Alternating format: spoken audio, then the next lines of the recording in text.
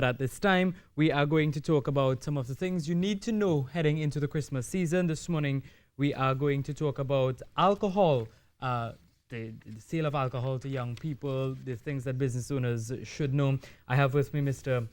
Sheridan Hill, who is an inspector with the Trinidad and Tobago Police Service. Good morning and welcome. Thank you very much. Thank you for having me.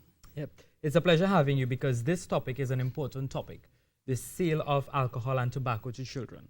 It is, and we want people to know that it is against the law to sell alcohol and tobacco to children. It's also, there are a number of responsibilities on parents, guardians, persons who expose children to both alcohol and drugs, as well as business owners. Mm-hmm. So it's Christmas time, just to follow on from the tips we mentioned last week about employing persons and doing background checks. One of the things that it's advisable that employers should do is ensure that the persons who would be you're employing young persons who would be dealing with alcohol, they're over the age of 18 years.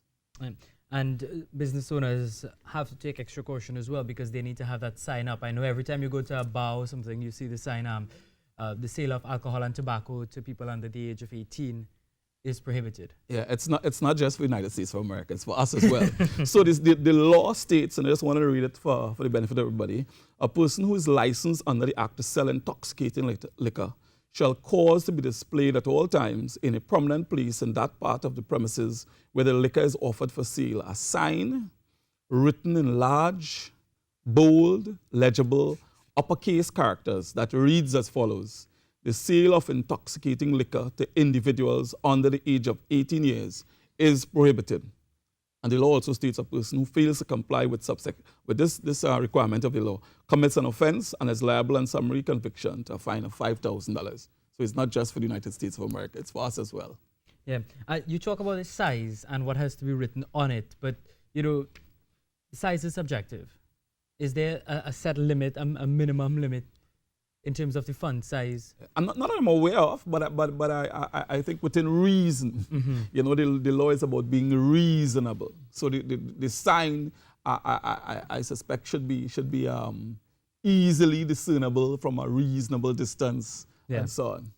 And the businesses can be charged if they do this, can they? Yes, they can. They can, as I mentioned, the person who contradicts this provision mm-hmm. of the law can be fined up to $5,000. And in the case of tobacco, yes, it's the same. And the law states, and I quote here, every vendor of tobacco products shall at all times cause to be displayed in a prominent place in that part of the premises where tobacco products are offered for sale a sign written in large, bold, legible, uppercase characters that reads as follows: the sale of tobacco products to persons under the age of 18 years is prohibited. And that is important. And then we talk about parents and guardians, because a lot of times parents would probably buy alcohol and have it home. How do you prevent young teenagers from drinking alcohol? Yeah, that's an interesting question, because we all have children, we all have alcohol in our home. Yeah. Well, most of us. So I guess it's all about exposure. You have alcohol in your home, but you'll take every reasonable step to ensure that the children don't consume, they don't interact with the alcohol. So the parents aren't going to give the children alcohol to drink, but no, say the child gets alcohol and drinks and commits an act that probably harms somebody. Will the parents be liable if it is done behind the backs of the parents? No, certainly not. Certainly not. Speaking as an attorney at law, I can't see any possible way that the parent would be liable unless the parent, the guardian, the person responsible deliberately, did that with the intention of the child. Using the alcohol. And also important, drinking alcohol in public and smoking cigarettes or tobacco products in public. What is the law as it relates to that? Because people tend not to remember this.